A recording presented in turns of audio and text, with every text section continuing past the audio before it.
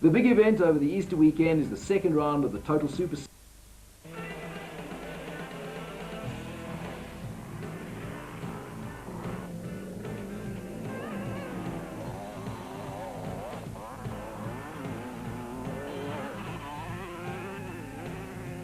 The vicinity of the Valley of 1,000 Hills near Pietermaritzburg was the scene for the start of round 3 of this year's National Off-Road Championship, the Bell Sugarbelt 400.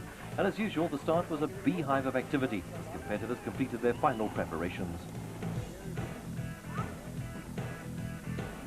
Leading the special vehicle category was Richard Carolyn in his single-seater raceco, 19 points ahead of father and son, Frank Chapek Sr. and Jr.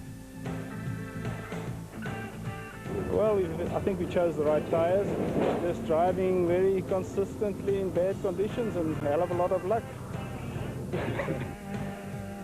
VICUS van Deventer on his Jojo Tanks Yamaha went into the event with a 23-point lead over Jullien du Plessis, while Christo van der Merwe led JB Burger and Chris van der Heaver in the 200 category. Ag, ek weet nie, ek sal maar sien hoe lyk dit daar buite, hoe lyk die terrein. Ek is baie bang vir hierdie. Ek dink hierdie suikerriet fantasies kan baie glad wees. Maar dis maar sien, ek wens een van die ouens kan voorry vir 'n slag dat ek bietjie hulle kan bietjie jaag. Last year's winners, Neil Woolridge and Paul Vermaak, had a slender lead over defending champions R.B. Weynecker and Robert Houghton, who in turn had a slender lead over the Birkin brothers from the Eastern Cape. It's our home race. We know the area quite well, although we don't know the track itself. But it is a bit of an advantage knowing where you're going, and it's very important for us. The point position is very close. I think RP is about 7 points behind us, and the Land Rover can't be too far behind that either. So yeah, this is very important for us. Clayton Ensland led Richard Manning by only 2 points in the 200 category, while Alec Vowels had Lance Trethewey breathing down his neck in the 250 class. Harvey Cox was the favourite in the open class on his 360 Pro Action Castrol KTM, but Grant Bloomfield was only 10 points adrift. You know, our off-road races, we don't ride in the forest like we're going to do here now on the forest roads and sugarcane. I mean, this whole place is a sugarcane country, and, you know, sugarcane has got a different type of soil to it, and, you know, different terrain. It's not as fast, definitely not as fast as the races we have up in Botswana and, you know, the deserts up there. But down here, I think a little bit tighter and more technical, I think, which is, it makes for a little bit tighter racing, and definitely the terrain is different. The race proper got underway on Saturday morning after a time trial the previous day to determine the starting order. Somewhat surprisingly, to the outsider, none of the competitors showed any signs of nervousness. A good crowd had gathered at the Beaumont Eston Farmers Club to witness Herman and Karl-Heinz Silvold lead the field away.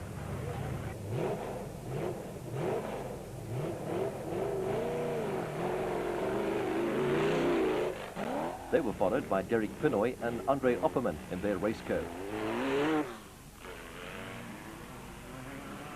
The Woolridge Vermaak combination in their time-freight Nissan Sunny was the first production vehicle to start.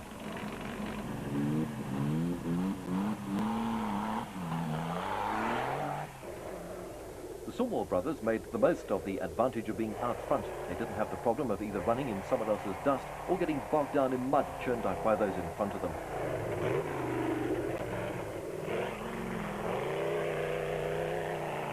A waterhole such as this can often cause problems if the driver takes it too fast, but Derek Pinoy is experienced enough to know exactly what to do.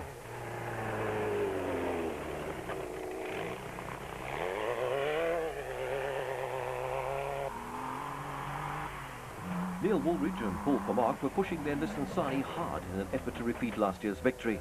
Maybe a little too hard through the hole. Let's go in car with them.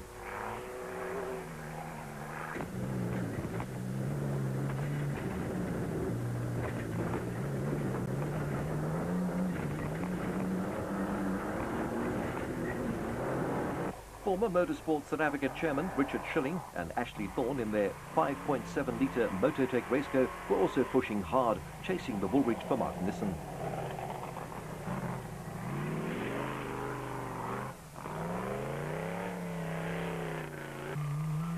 Jackie Joubert and Dani Smit in their Jojo Tanks four-wheel drive Volkswagen with a 2.3-litre Volvo engine were impressive, chasing Schilling and Thorne. Franz Čepek, Senior and Junior, who already have a Class B win under their belt in the Sun City 400, the leading Class B crew in their Epson V-Motors race go.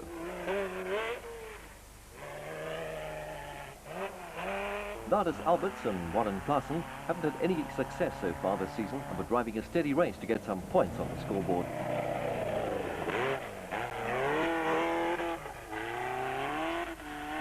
The veteran pairing of Stanley Illman and Franz Stangl in their high-tech racecoat also took it easy going through the water splash.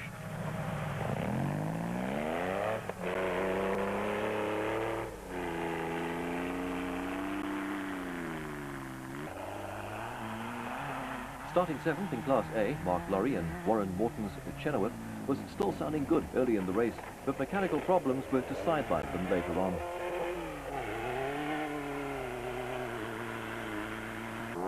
Driving these powerful special off-road vehicles is never easy, and like Nick Harper here, you have to feather the throttle whenever it becomes slippery. Richard Carolyn, or Obut as he is affectionately known, loves driving his single-seater raceco and was going all out to defend his lead in the championship. Defending production vehicle champion Avi Reinecker and Robin Houghton started way down the field, but were making up time in their Bankman Toyota Land Cruiser. Marius Bahrain had a great drive in the Barberspan 500 and was lying 4th in the championship in his mighty mag.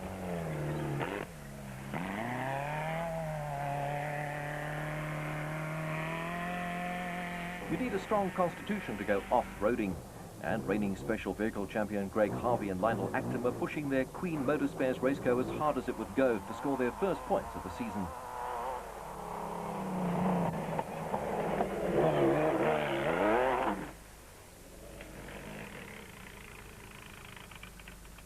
In the motorcycle category, Lance Trethewey on his Lesotho Office Equipment Honda was leading the way after Friday's time trial, followed by his teammate Grant Bloomfield.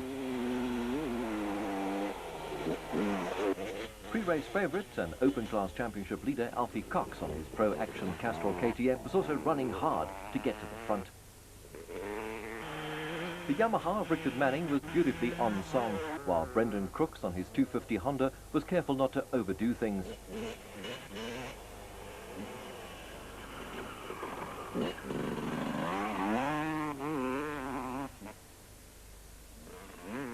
Kevin Fisher was 3rd in the championship on his Montage Print Team Rock Oil KTM and made sure that he wouldn't lose potential championship points.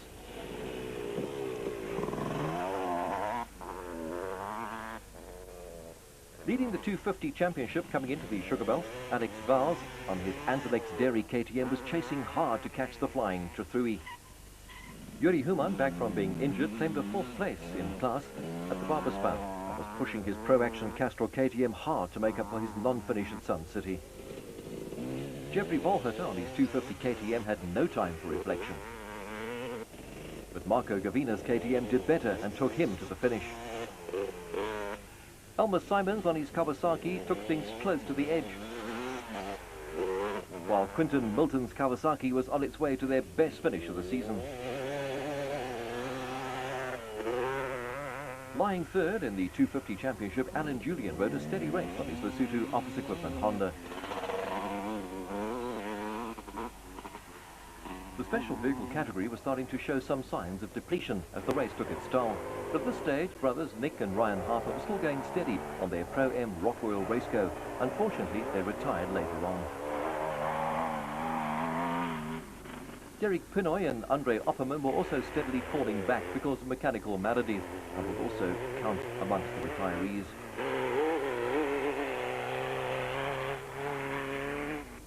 The lush sugarcane fields of KwaZulu-Natal were most probably far from the minds of Nardus Alberts and Warren Klaassen as they negotiated the narrow path through the cane.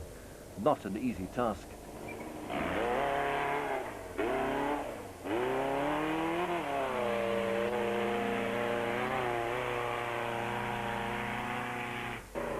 Brothers Harriman and Karl-Heinz Silveld were driving hard to retain their lead, as well as to make up for the disappointment of not finishing in the Barberspan 500 a month ago. Franz Čepek Jr. was leading the co-drivers championship and his father was lying 2nd in the drivers race, so a good finish would do their respective championships' hopes no harm at all. In the production vehicle category, Neil Woolridge and Paul Vermaak were doing well, but mechanical problems would force the time freight Sunny out of the race, losing them the championship lead in the process. This is where Richard Jullien and Ashley Thorne came past in their Mototech raceco, taking over the lead on the road. This, however, wouldn't last long. It's extremely difficult to drive these vehicles through the narrow confines of the sugarcane at speed, and the slightest mistake can have serious consequences.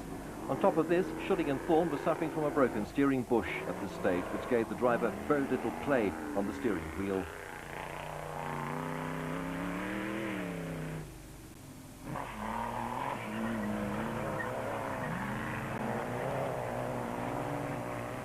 Clearly happy with their progress, let's join the Mototech crew. I hope you can win. Up. Left. Over the bridge. And left. And left again. Okay. Cliff Barker and Markham Joubert had a disastrous time trial and started in 61st position, but were driving exceptionally well in their Fosdix Land Rover and were picking off the competition one by one.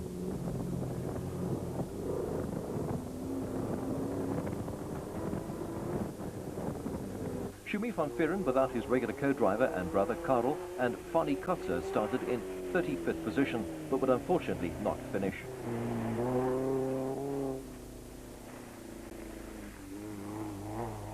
Back to Barker and Joubert, who were still going as fast as they could and were climbing up through the field.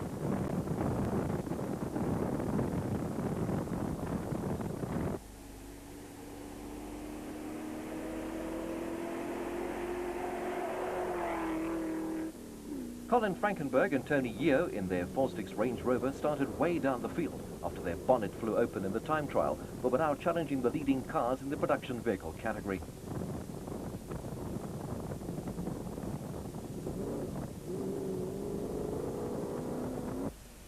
The quad category was going according to script, with defending champion VICUS van Deventer on his Jojo Tanks Yamaha leading the way. He didn't have it all his own way, however, with Yuri Duplessis on his Yamaha Banshee chasing hard.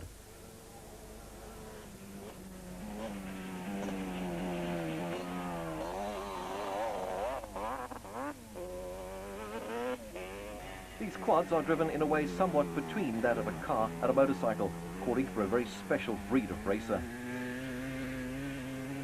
Mark Breckel on his Brasco refrigeration Yamaha Banshee was lying a little bit further back in the field.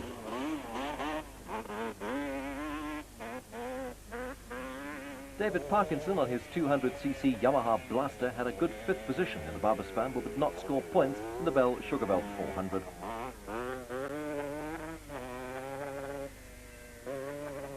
Some of the quad racers sometimes look like they're only out on a Sunday drive. In the special vehicle category, there was a tremendous battle between the Stillwood brothers, the Chepeks, and Marius Bahrain in his mighty mag. Bahrain was in a hurry when he came through the central marshal point. But trouble was hitting some of the other front runners. Nardus Alberts had rear suspension problems, while Illman and Stangl had a puncture, but were on their way quickly with lots of hands to help.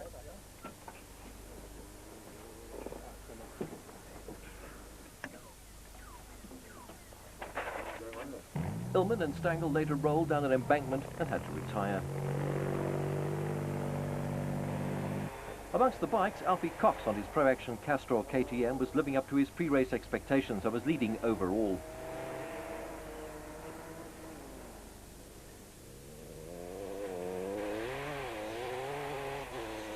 But he had no reason for complacency with Lance Trethewey on his Lesotho office equipment Honda chasing hard. Just look at the speed of those motorcycles. Alex Vowels on his Antilex Dairy KTM was just a few minutes behind Trethewey and still determined to catch up. Cox's teammate, Yuri Human, was lying 4th at this stage and enjoying himself like a little boy.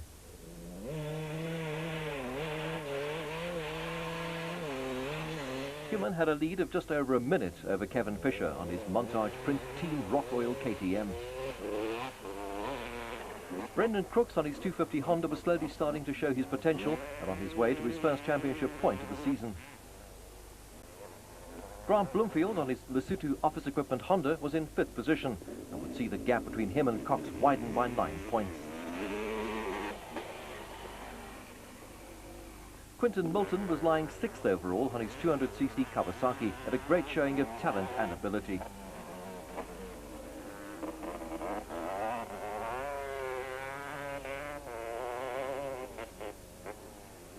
Alan Jullien on his Lesotho office equipment Honda was about 4 minutes behind Grant Bloomfield, but had to concentrate hard to keep Elmer Simons at bay. Darryl Curtis rode a fantastic race on his Pro Action Castrol KTM, starting 113th and finishing 17th overall.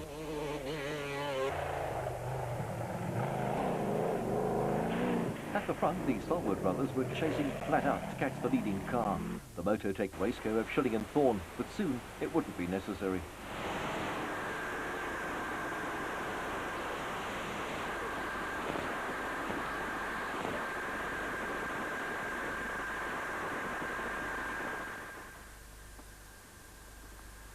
You okay, bud? Alright, you okay? Yeah. Sorry, bud. Because of the limited turning ability, Jullien had no way of controlling a high-speed slide when the tail stepped out. The roll brought their race to a premature end. Fortunately, no one was injured.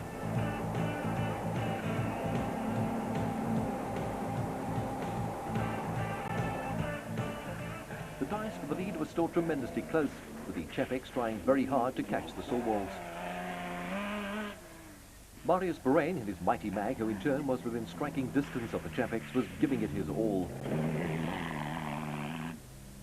The winners of the production vehicle category in the Barbaspan, R.P. Reinecker and Robin Houghton in their Bankford Toyota Land Cruiser were about to make it 2 in a row. They had a comfortable lead over Colin Frankenberg and Tony Yeo.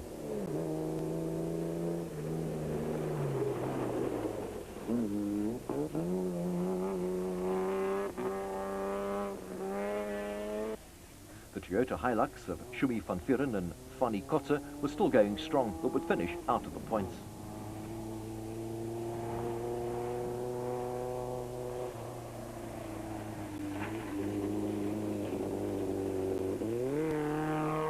Marcus Taylor and Mark de Chalan were having their best drive of the season in their Sandmaster and would finish 4th in the special vehicle category.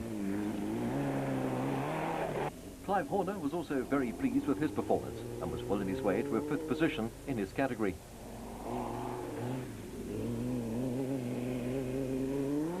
Greg Harvey and Lionel Acton were also smiling behind the mud on their race car, finishing in a creditable 8th position, also their first points of the season.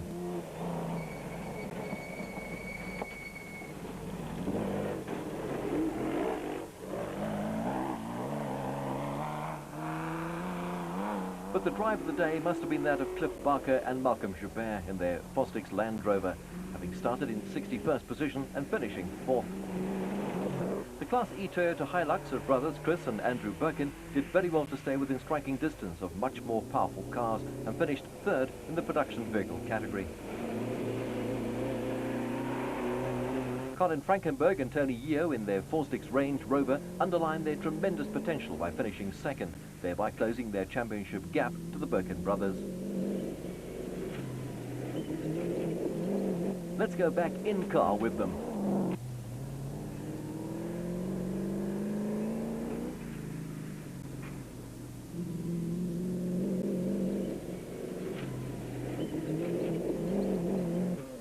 In the motorcycle category, Alfie Cox was still leading on his Pro Action Castrol KTM, but he couldn't relax for a moment, with Lance Trethewey breathing down his neck.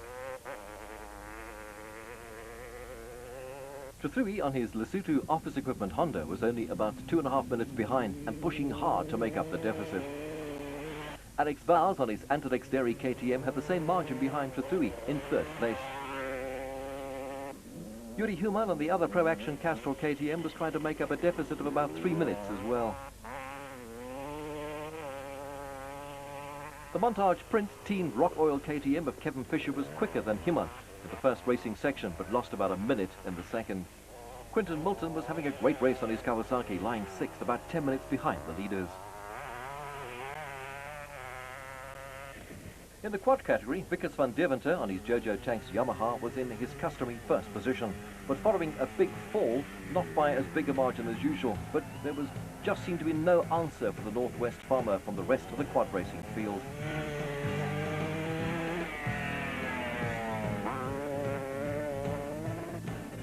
Yuri du Plessis tried in vain to catch van Deventer and had to settle for a distant second place.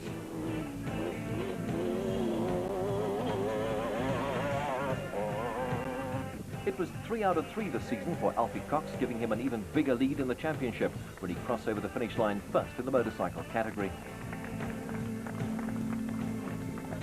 Cox's winning margin over Trethewey was 2 minutes 42 seconds, while Vowels was a further 4 minutes and 8 seconds adrift. Alfie Cox gave us his thoughts on the event. I think a hard off-road, very tight, accelerating, braking, a lot of bumps, very rough, not like the smooth Kalahari desert, you know. But it's been a good ride, and I think the tough came out today. In one of the closest finishes ever, the Sugarbelt brothers crossed the line first, but the result was only known once the third car had finished. In the end, the Sugarbelts beat Bahrain by 2 minutes and 8 seconds, who in turn led the Chefex home by a margin of exactly 1 minute after 400 racing kilometers. Ja, dat is weer lekker om terug te wees. Ons het goeie wedrenne gehad, maar ongelukkig het dit nie altyd uitgewerk soos ons dit wou gehad het nie. So dit is lekker, ja, dit is baie naby. Chefex is in minute in. So dit was 'n lekker wedrenne, ja. Reiniker and Houghton made it 2 in a row this season to take over the championship lead from Neil Woolridge and Paul van Mark. Goed gegaan. Al die pad van die begin tot die einde nooit gestaan nie. Lekker. Van Deventer still seems untouchable at the front of the quad field, but Christo in the smaller class can still give him a run for his money in the championship race.